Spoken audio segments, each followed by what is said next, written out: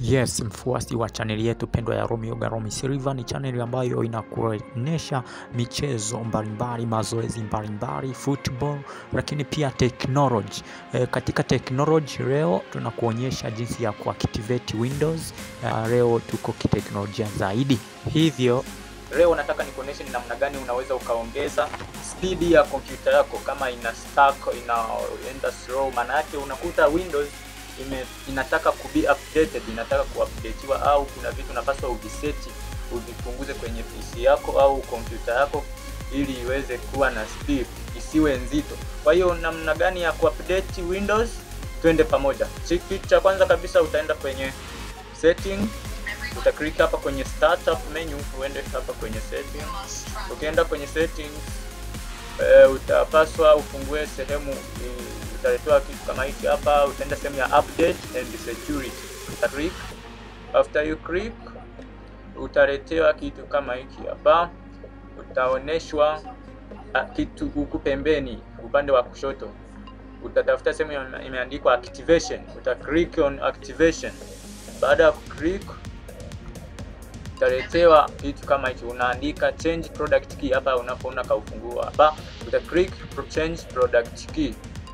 After you click on change product key, utaletewa kuingiza hizo product key zenyewe. Unapaswa uwe nazo tayari za Windows unayoitumia, ambayo mimi hapa natumia Windows 10. Kwa hiyo product zangu nitaziingiza.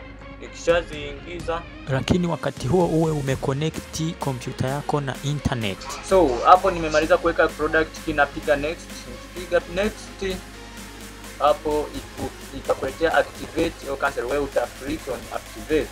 Kama unavyoona hapo, hizo product key nimezifunika. Kwa hiyo kwa yule atakayehitaji anicheck kwenye namba zangu za simu, kwenye Facebook, lakini pia kwenye email yangu, utaipata hapo, ipo kwenye description. Nitakupatia hizo product key.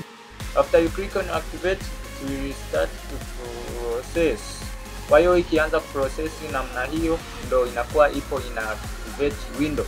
Baada ya hapo, utaona laptop yako au kompyuta yako imeanza kwenda kwa speed.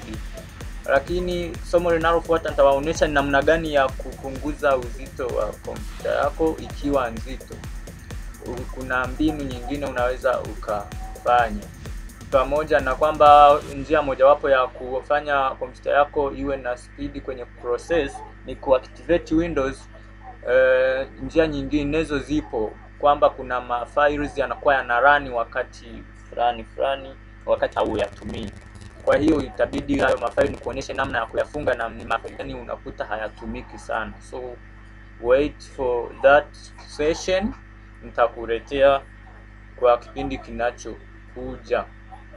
Wewe la msingi usahau kusubscribe, like na comment.